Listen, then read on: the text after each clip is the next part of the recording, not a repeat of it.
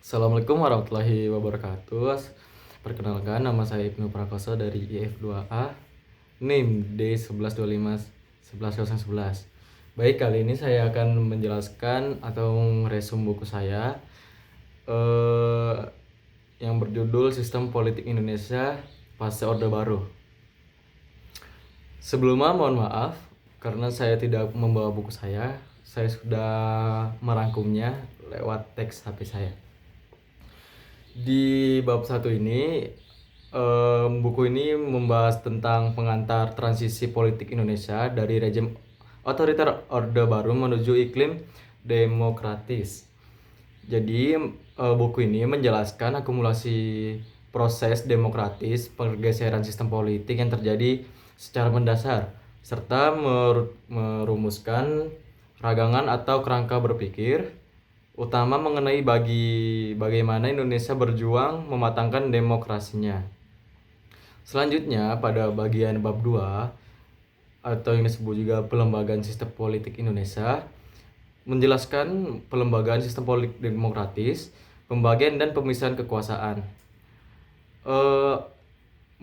Intinya mengurai problem sentralisasi kekuasaan di masa lalu dan bagaimana amandemen Undang-Undang Dasar 1945 menjadi momentum penting untuk membagi dan memisahkan kekuasaan secara lebih seimbang antara eksekutif, legislatif, dan yudikatif. Selanjutnya, di bab 3 berjudul tentang sistem perwakilan politik atau checks and balance dan problem akuntabilitas. Jadi, menjelaskan perbuatan lembaga legislatif atau yang biasa kita sebut dengan DPR atau DPRD pasca reformasi untuk menciptakan mekanisme yang saling mengawasi atau checks and balance terhadap pemerintah sekaligus menyoroti masalah tentang akuntabilitas akuntabilitas terhadap partai-partai politik. Selanjutnya, di bagian bab 4, partai baru atau electoral threshold dan masa depan sistem multipartai. Intinya menganalisis kemunculan multipartai di masyarakat yang menjemu, penerapan ambang batas parlemen atau electoral threshold untuk menyederhanakan jumlah partai serta dampaknya terhadap stabilitas politik di parlemen. Selanjutnya pada bab 5 membahas tentang sistem pemilu, modifikasi sistem proporsional dan sistem langsung.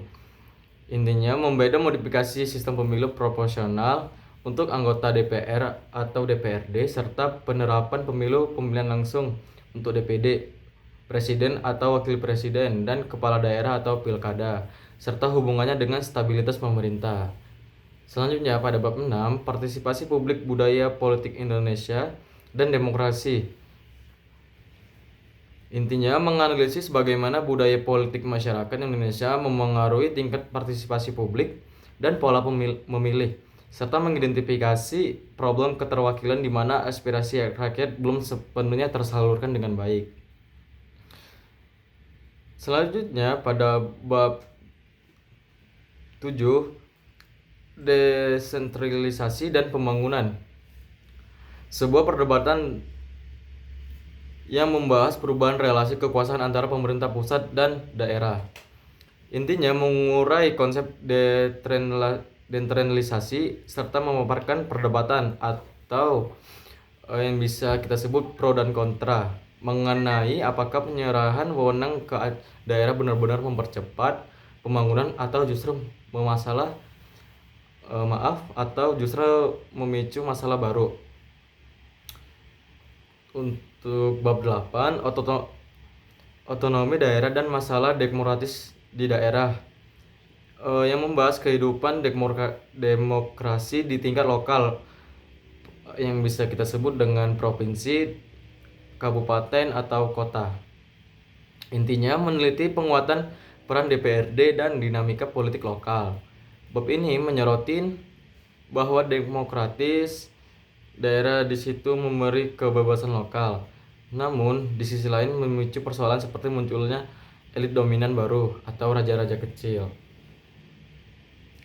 Selanjutnya pada bab 9 eh, ini membahas tentang aktor politik dan kelembagaan khusus dalam struktur bagian 3. Membahas reformasi pada aktor non-partai dan kelompok penekan. Jadi, netralisasi militer atau TNI dan birokrasi atau PNS, penegakan aturan agar militer untuk mundur dari politik praktis atau penghapusan difungsi dan birokrasi bekerja secara netral. Juga menguliti hubungan antara pengusaha dan politisi yang memicu korupsi serta oligarki ekonomi politik. Selanjutnya, pada bab 10 membahas masa dan demokratisasi. Ini membahas tentang peran media dalam era kebebasan informasi. Jadi, intinya mengkaji posisi media sebagai pilar demokrasi pasca Orde Baru, interaksi saling pengaruh antara media dan pemerintah, serta tantangan ketika media mulai dimiliki oleh tokoh-tokoh politik. Selanjutnya pada bab 11, agama dan politik, kebangkitan politisasi agama dan paradoks demokrasi, yang membahas isu agama dalam panggung politik nasional. Intinya menganalisis fenomena kebangkitan partai berbasis agama, munculnya kelompok pentingnya ormas berbasis agama, serta keterkaitannya dengan paradoks demokrasi, yang dimana kebebasan berdemokrasi kadang dimanfaatkan oleh gerakan eksklusif. Selanjutnya pada bab 11 bab 12 bagian penutup, arah sistem politik yang arahnya mau kemana. Intinya membahas tentang evaluasi atau perakiraan masa depan sistem politik. Intinya merangkum capaian dan hambatan dalam konsolidasi demokrasi Indonesia. Penulis menyimpulkan kriteria dan tantangan yang harus diselesaikan Indonesia agar bergerak dari demokrasi prosedural menuju pematangan sistem demokrasi yang substansial. Baik, mungkin itu saja yang bisa saya jelaskan. Mohon maaf apabila ada salah kata dari saya. Wassalamualaikum warahmatullahi wabarakatuh.